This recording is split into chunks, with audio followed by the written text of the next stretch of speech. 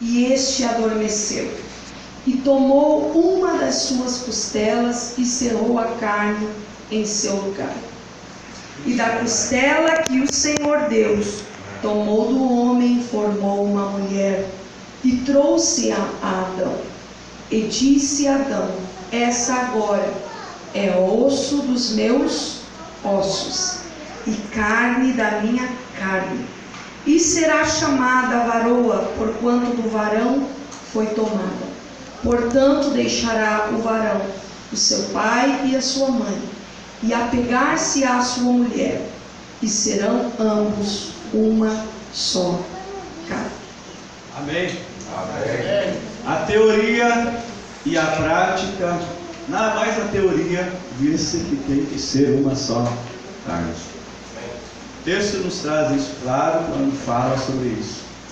E quando nós casamos e formamos um casal, nós estamos entrando para uma nova realidade de vida.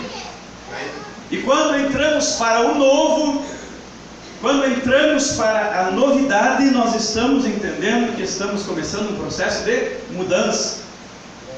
E toda mudança gera conflito, dificuldade, gera crise. E nós queremos nessa noite falar sobre um tema, e o tema é vencendo as crises dos casais, ou do casamento. Vencendo as crises do casamento. E antes de começar o assunto, eu quero perguntar aqui para os casados. Se você concorda com o que eu vou dizer, você levanta a mão dizendo que concorda. Casais, tem crises? Tem? Então dá para falar sobre isso. Casais, tem crise? Tem ou não? Algumas não. E a outra pergunta? Dá para levantar o pé também? A outra pergunta: qual é a idade da crise? A crise vem para os casais novos? Só para os novos? Não.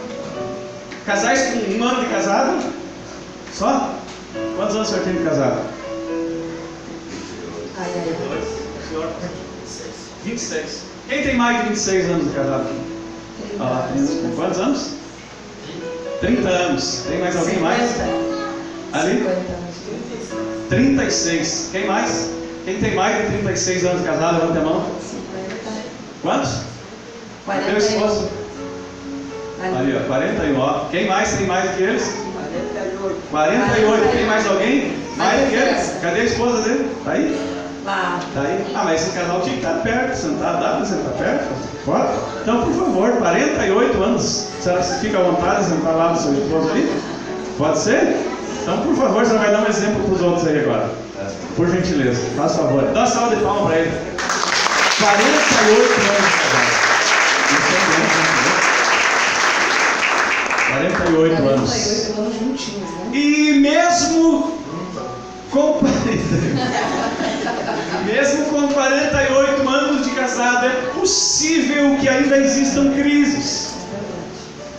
Mas nós vamos começar a pontuar que tipo de casais vêm as crises. Para que tipo? Só para os novos? Já perguntei. Para os antigos?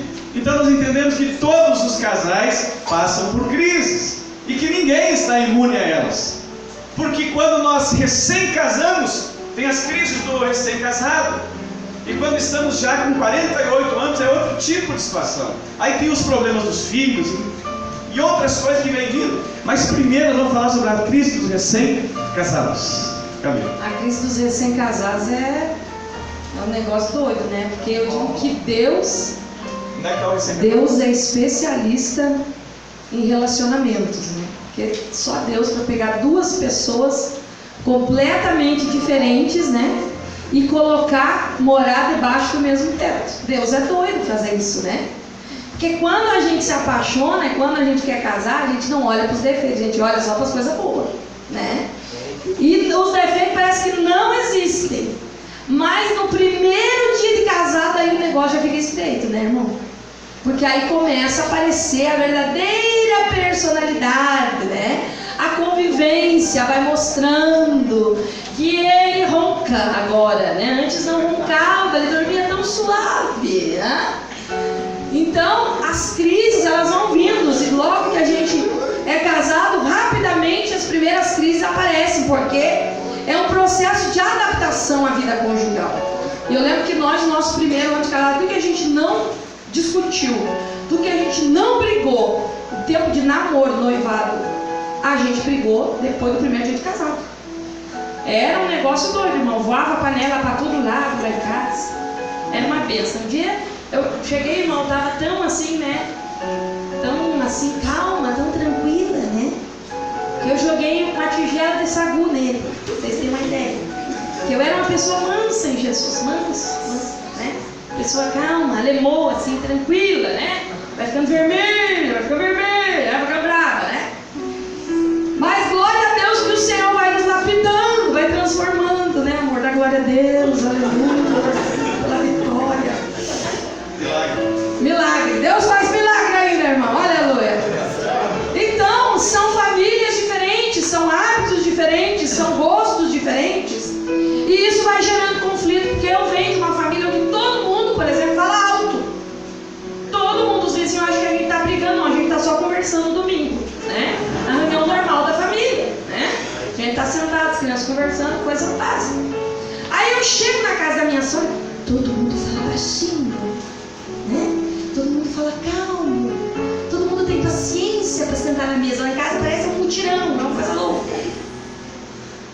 E aí nós casamos e nós viemos de famílias completamente diferentes, com temperamentos completamente diferentes. Eu sou sanguínea, misturado com colérico, que é um temperamento muito explosivo, né? Então pra mim o negócio tem que andar, tem que fazer agora. E o Luiz, paciência, meu amor, vamos esperar no Senhor, aleluia, né? Então tudo isso vai gerando conflito, porque a mulher, né? Meu bem, tem que apertar aquele parafuso daquele negócio, né? Aí depois eu faço. Aí o negócio vai ficando difícil, né? Os irmãos estão se identificando, eu estou vendo, Jesus está falando. Aleluia. Então, gente, vai acontecendo esses conflitos, porque são famílias diferentes, gostos diferentes. E se esses conflitos no início do casamento eles não são resolvidos, essas situações não são resolvidas, não são pensadas, não são diagnosticadas, depois vai para o resto da vida. E depois vai virando em briga, e vai se acostumando a viver em conflito. Aí entra as crises da terceira idade, da segunda idade, porque não sarou aquilo no início. Eu lembro muito bem da dia que ela me atirou o sagu. Amor, tu já tinha liberado perdão, perdoou, porque vai lembrar de novo. Tá perdoado o sagu, mas eu esqueço do quarto. Irmão, essas coisas pequenas que acontecem, elas precisam ser tratadas. Porque tem, pequena agora, depois que passou, né? Se tivesse acertado na minha cabeça aquele negócio, meu Jesus. Irmão, se a gente não trata essas coisas, é como quando a areia do deserto começa a entrar. Imagina essa casa, essa igreja aqui, um monte de areia na frente. E você fecha a porta. Você fecha a porta e fica sem entrar aqui dentro uns 3 meses. E aí fica só a frestinha. Tem só o buraquinho da porta ali. E o vento sopra e a areia entra para dentro. O pastor entra aqui no diabo da porta e tem um pouquinho de areia ali. Não, vou tirar. Não precisa, só um pouquinho. Só que a areia, o vento vai soprando e a areia vai entrando. E aí ele entra para dentro e pisa na areia. Não, mas até que tá bom, essa areia aqui não é muito, dá para deixar. E vai deixando, e aquilo vai incrustando. E o tempo vai passando, e se você não tirar para fora, daqui a pouco tu não consegue nem entrar para dentro mais, de tanta areia que tem dentro da tua casa. E assim são as pequenas coisas na nossa vida. Se a gente não for tratando quando nós somos novos, se nós não for tratando quando temos 5 meses, 6 meses, 1 ano de casado, e tem gente que já vai se identificar, que está há anos casado e tem problemas que não resolveu no primeiro dia do casamento, que não resolveu ainda no tempo do namoro. Tem situações que nós precisamos resolver. Tem coisas e áreas da nossa vida que você olha e você vai pensar: agora isso é um problema no meu casamento. Isso é um problema na minha vida conjugal. E você olha e você não tem coragem de resolver.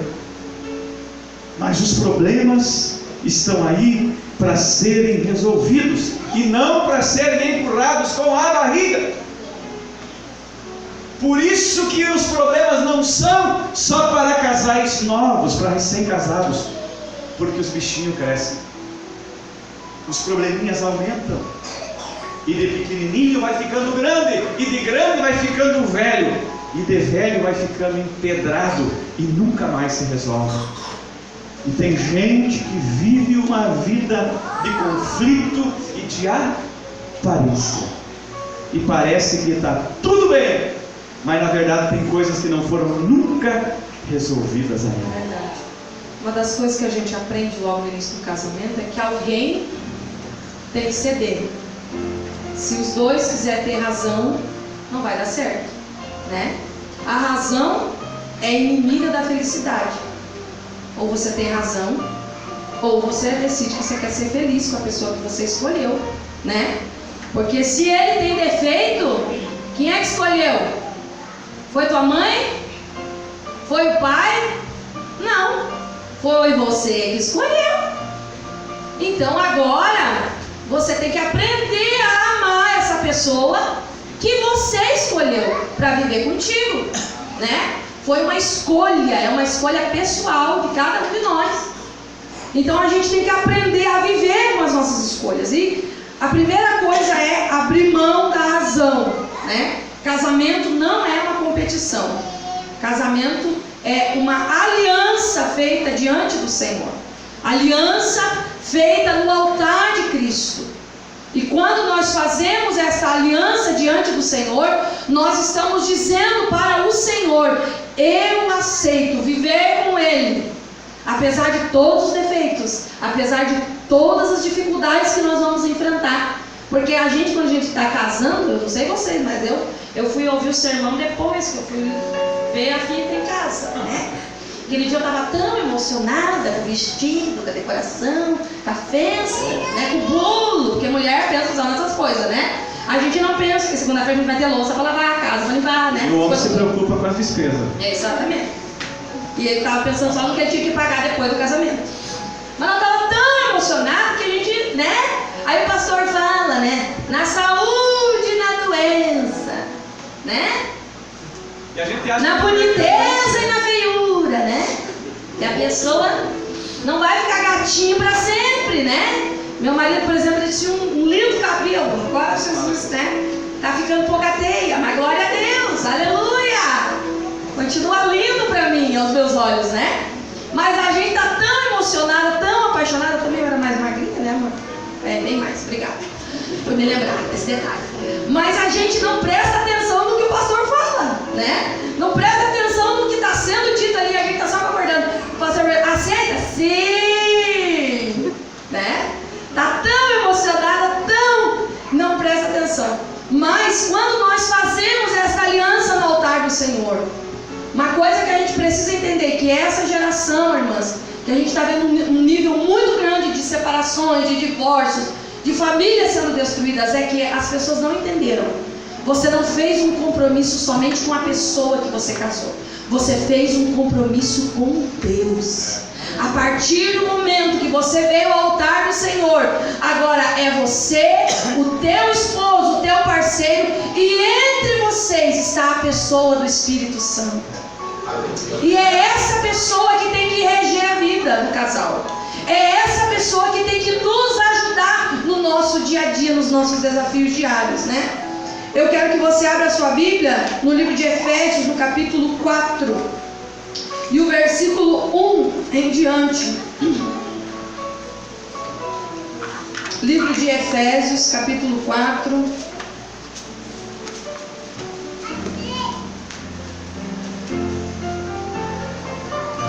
Livro de Efésios, capítulo 4. Efésios, capítulo 4, versículo 1. O apóstolo Paulo, escrevendo aos Efésios, ele vai dizer o seguinte: Rogo-vos, pois eu, o preso do Senhor, que andeis como é digno da vocação com que fostes chamados, com toda a humildade e mansidão, com longanimidade, suportando-vos uns aos outros em amor, procurando guardar a unidade do Espírito pelo vínculo da paz. Esta palavra ela vai falar sobre alguns fatores fundamentais dentro de um lar. Humildade. Você tem que ser humilde o suficiente para entender as dificuldades que o seu esposo, que o seu cônjuge enfrenta. Você tem que ter mansidão, ser manso, ser calmo, ser longânimo, suportando-vos uns aos outros em amor. Viu? Não é com aquele peso, aquele fardo, não, é em amor. Por que ele vai dizer isso? Procurando guardar a unidade do Espírito pelo vínculo da paz. Uma casa onde não há paz, queridos e queridas irmãs, é um lugar onde o Espírito Santo não tem morada. Porque o Espírito Santo de Deus, ele promove paz dentro do lar. Uma casa onde o Espírito Santo de Deus tem liberdade, tem primazia, é uma casa que tem paz. Viu? Se na tua casa está faltando paz, deixa o Espírito Santo guiar a tua casa. Aleluia. Ouça o que o Espírito Santo está querendo dizer para você. Se o vento está soprando, se tem conflito, se tem guerras, e a gente passa por guerras, é normal nós passarmos pelas tribulações, mas nós não podemos viver, irmãos, o resto da vida em tribulação. A prova vem, mas ela passa. Agora, quando há paz no lar, nós somos fortalecidos até mesmo no meio da guerra. Quando Paulo fala isso, meus irmãos, ele está querendo falar de um povo ou de pessoas diferentes. Ele não está se referindo à população em geral. Porque se você for olhar para a população de um modo geral, as pessoas não estão preocupadas com isso não. Porque ele fala, rogo-vos eu preso do Senhor que andeis na vocação que fosse chamado. Por quê? Que você tem o compromisso de ter uma família diferente, de ter um casamento diferente. Se todo o bairro está se arrebentando, se toda a rua que você mora está fazendo tudo que desagrada a Deus, ou vivendo do jeito que quer, pergunte para você mesmo, e eu?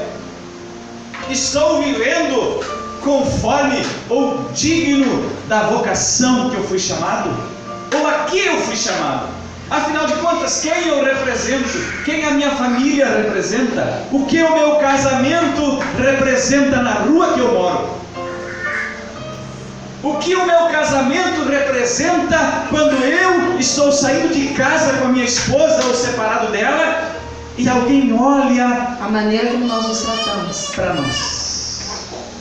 O que os meus vizinhos dizem? Ei, esses aí foram chamados por Deus. Esses aí são membros lá da igreja. Só o Senhor é Deus unida. Mas não é só membro da igreja, eles são diferentes mesmo. Eles não são só membros daquela igreja. Eles não são só os crentes. Olha a vida deles. Eles foram chamados para alguma coisa diferente. De dentro daquela casa sai algo diferente. Aleluia. De dentro daquela família, eles estão vivendo de uma maneira diferente. Porque tu sabe que tem maridos que tratam todo mundo muito bem. Ele é o queridinho da rua. Ele é o amado no seu trabalho. Ele é o que trata todo mundo bem na igreja. Só que dentro de casa, longanimidade, não sabe nem o que é. Não sabe nem o que é suportar. Quem dirá em amor? Os filhos não são tratados da mesma forma que tratam os seus colegas. Trata o colega, eu conheço um amigo meu, ele mora bem pertinho da minha casa, que todo mundo adora ele na rua, no centro. Seu fulano e tal, todo mundo. E eu admirava muito ele porque ele é crente. E a gente olha para aquela cabecinha branca e acha tão interessante, né? E eu pensei, esse irmão é uma benção. E um dia eu conversei com a esposa dela, ela disse, não sabe o que é esse homem dentro de casa. A partir dali, pastor, eu comecei a orar para Deus me dar o dom do discernimento. Eu estava discernindo errado. Eu estava vendo pelo que os outros estavam falando. A partir do momento em que nós temos o Espírito Santo, esse dom de discernir, nós não seremos enganados por gente que fala bonitinho, ou por pessoa que vem com conversinha. Porque tem muita gente com muita conversinha, mas que dentro de casa é que nem na mão. Mas a palavra nessa noite é para que você vença as crises que talvez tenham se instalado na tua casa. Amém?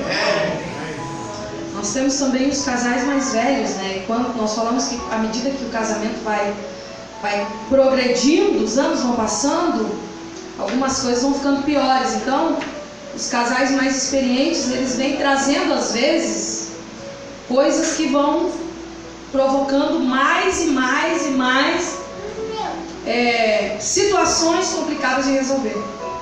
Eu tenho meus avós, pais maternos, e os meus avós maternos são casados há 70 anos de casados. 70 e alguns anos de casados. 70 anos de casados. E meu avô fez 90 anos agora. E eu vejo assim que a minha avó um dia disse para mim, uma tia minha estava em processo de separação, e ela disse para mim, olha, Camila, tu acha que eu não tive vontade de largar esse velho? Ela disse, pensa, tu acha, minha filha, que eu não tive vontade de largar esse velho? Que me incomodou? Ela falou assim, né?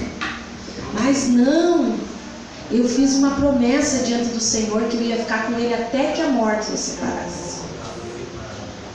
E o tempo, ela foi falando, mas o tempo foi passando, ela disse, e eu fui aprendendo a ficar perto dele e a entender ele. E há poucos dias atrás, meu avô teve ano passado ele teve um câncer no intestino, e a gente chegava lá, ela estava toda chorosa, né? Preocupada com o esposo. Eu disse para ele, tem uns casal que casaram faz 2 anos e já estão querendo que a criatura morra, né? Tomara que morra essa praga, tanto embora, né? E eu vendo ali ela chorando e ela orando, dizendo, Senhor, guarda o meu companheiro, guarda o meu João. Sabe, irmãs? Então, irmãos, pessoas que aprenderam a ir superando e suportando as dificuldades uns dos outros. Meu avô ficou desviado da casa do Senhor por mais de 40 anos. Gostava de galo de rinha, que era uma barbaridade lá no interior de Palmeiras, das Missões. Pensa. Mulherengo, cachaceiro, tudo de ruim. Mas a minha avó estava sempre na casa do Senhor orando e dizendo, Deus vai mudar a minha história. E Deus mudou a história, porque o meu avô, o dia que ele voltou para Jesus, pensa no homem que foi transformado pelo poder do Evangelho, apaixonado pela cruz de Cristo, que mesmo doente, agora depois do câncer, fazendo todo o processo de tratamento, ele dizia, não, eu tenho que estar na casa de Deus, porque eu quero servir ao Senhor. Casais que aprenderam a superar as suas adversidades, pessoas que não abandonaram o seu cônjuge no meio do caminho, apesar de todas as dificuldades, apesar de todos os desafios, apesar de todas as batalhas, né? Abandono do leito conjugal. Tem um outro casal que é da nossa família, que eles moram juntos, já tem 38 anos de casados, só que eles moram na mesma casa, mas eles não dormem na mesma cama há mais de 20 anos. Obreiro da casa do Senhor. Todo mundo acha bonitinho. Todo mundo acha que eles são uma bênção, mas eles não dormem na mesma cama. Cada um tem o seu quarto. E aí, queridos, isso vai abrindo o quê? Uma brecha para Satanás entrar. E aí vai vindo as oportunidades para dissolver aquilo que Deus construiu. Porque aquilo que Deus construiu, irmãos, é muito difícil de manter. Porque exige sacrifício, exige esforço, exige renúncia. Exige da gente estar com os nossos olhos voltados para a cruz de Cristo. Agora, para perder aquilo que Deus nos deu, é 1 minuto. Porque o diabo, ele é encarregado em promover destruição. Viu? E a Bíblia vai dizer que ele veio para roubar, matar e destruir. As 3 funções dele. Então ele vem para roubar a alegria do casamento, para roubar a confiança. Ele vem para matar a esperança, matar o amor. E ele vem para destruir a família. Então, nós precisamos pensar nessa noite. Eu sei que talvez você está achando diferente o culto hoje, né? Mas é assim que Deus nos usa para ministrar para casais. Não adiantaria nós vir aqui com uma palavra muito bonita, muito eloquente, falar em línguas estranhas, e é muito bom e nós gostamos disso. Mas o Senhor quer que você pense qual é a família que você quer ser. Que casa você quer ser. Como vai ser a continuidade da tua história. E nós começamos, quando nós nos casamos, nós colocamos no nosso coração que nós não cometeríamos os mesmos erros que os nossos pais cometeram. Nós não faríamos e não cometeríamos os mesmos erros dos nossos pais. Nós colocamos no nosso coração que a nossa casa seria um lugar diferente. Que a nossa casa seria um pedacinho do céu. Que na nossa casa o Senhor Jesus teria prioridade. E foi muito interessante porque os nossos filhos cresceram vendo o nosso casamento. E o meu marido disse um dia que ele nunca viu o pai dele dar um abraço na minha sogra. Que dirá um beijo? Deus o livre! Aí o negócio ficava estreito, né? Nunca viu. O velho nem pegava na mão da velha. E o meu pai, eu lembro uma vez, ele deu uma rosa pra minha mãe. Ela disse: pra que isso aqui? Vai murchar? Por que ele não trouxe outra coisa? Podia me trazer um jogo de copo? O homem todo sensível, todo meigo, né, irmão? Trazer uma florzinha para agradar meu amor. Mas vai murchar, vai morrer isso aí. Me gastar dinheiro com essas porcarias. E depois daquele dia, meu pai nunca mais comprou presente para minha mãe. Nunca mais. Ele prefere dizer para ela: vai lá e compra que depois eu pago. Escolha o que tu quer, que eu não vou comprar. Porque os teus gostos são muito estranhos, né? Então, a gente começou a olhar para essas coisas e pensar: não, nós vamos fazer diferente. Né, amor? Pode me dar flor, né? Eu posso. Quanto mais o tempo vai passando e a gente vai ficando experiente, 20 anos de casado, 25, 30, mais a gente vai aprendendo, além de pegar a experiência, a gente vai pegando o jeito brasileiro de disfarçar as situações. A gente aprende muito bem a dissimular, porque tem muita gente que tu olha e parece... Você já ouviu falar de um shampoo que tinha antigamente, que era Denorex? Já ouviu falar? Quem conhece Denorex?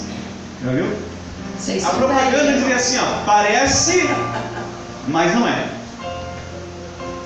Tu olha e parece que é um casal abençoadíssimo, mas não é.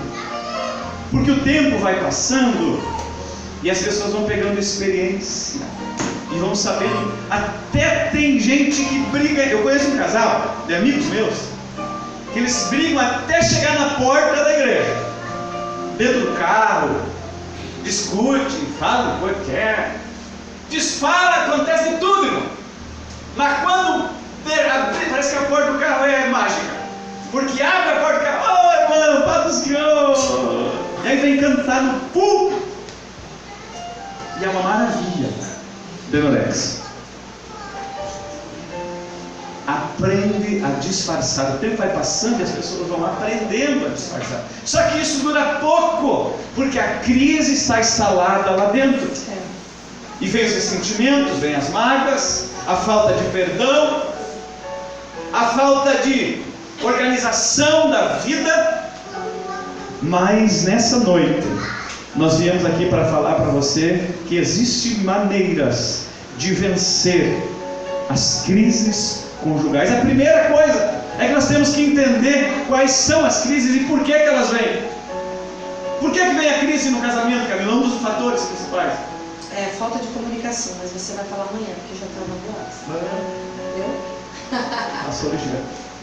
Mas amanhã, irmãs, nós vamos continuar meditando sobre isso, tá bom? Se quiser, Fique de pé, por favor, nessa noite. E sem querer ser indelicado, mas eu quero que vocês, os casados,